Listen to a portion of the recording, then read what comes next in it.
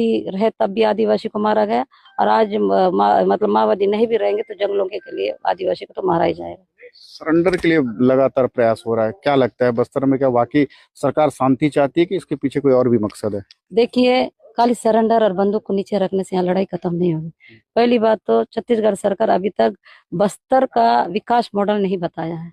बस्तर का जो विकास करने का जो मॉडल है तो उसको भी सार्वजनिक करना चाहिए। ये बस्तर सिर्फ आदिवासी का नहीं है, ये बस्तर पूरे वर्गों का बस्तरवासी का है। तो उनको भी पता है, चलो आदिवासी तो नहीं रहते ना बस्तर, गैर आदिवासी भी, उनका भी जीवन बस्तर से जुड़ा है। तो अभी तक ये बस्तर का मतलब विकास का मॉडल क्यों नहीं बता रहे?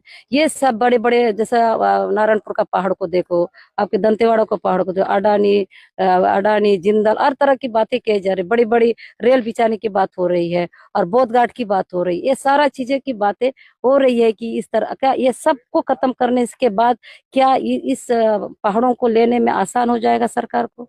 क्या है, पहले बताए तो सही। आदिवासी का विकास कैसे करेगा? आदिवासी को पहाड़ों को कैसे सुरक्षित करके उसका विकास करेगा? ये बातें तो बिल्कुल सरकार नहीं करे। मैं बार बार यही बोल रही हूँ कि ठीक है, मैं मान रही हूँ कि बस्तर में शांति लाना है, सशस्त्र बल को विराम देना है, सरेंडर करना, वहां तक ठीक है, लेकिन आदिवासी का भला कैसा होने वाला है? तो जो जंगल में रहने वाले आदिवासी का क्या होगा, कैसे होगा?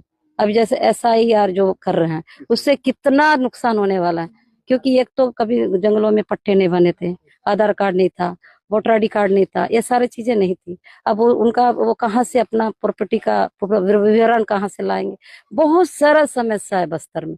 सिर्फ एक ही लड़ाई नहीं है, बस सरकार ऐसा लगता है कि खाली माओवादी खात्मा करो, उसके बाद बस्तर आरा भरा। बस्तर आरा भरा कैसा होगा पहले बताए तो सरकार। क्या बस्तर हरा भरा होगा तो क्या हमारा पहाड़ जैसा का वैसा रहेगा? ये सारा माओवादी खत्म होने के बाद, पुलिस का समाप्त करने के बाद जितना फोर्स लगा वो फोर्स वापस जाएगी ना? अगर वापस ही लेना है तो फिर नया फोर्स क्यों लगा रहे? कितने कैंप है, और सबको कैंप को यहाँ से उजाड़ के ले जाएगी क्या सरकार, केंद्र सरकार? और फोर्स भी वापस हो जाएगा क्या? तो ये बात भी हम सबको, आप सबके बीच में बताए ना कि हम ये सब होने के बाद यहाँ की फोर्स भी हटेगी, कैंप भी हटेगी।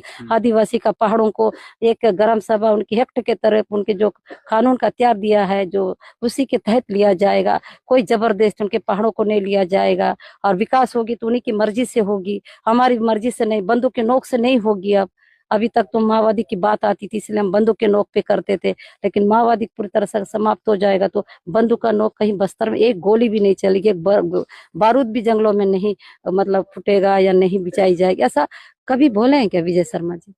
कभी ये मुख्यमंत्री बोले हैं क्या? अमित शाह कुछ बोले हैं क्या? मेरा तो यही कहना है कि बस्तर का विकास का मॉडल भी तो बताए। बोले हम कितने भी हो, हमारे अंतिम आदिवासी को पता होना चाहिए क्या विकास कैसा होगा।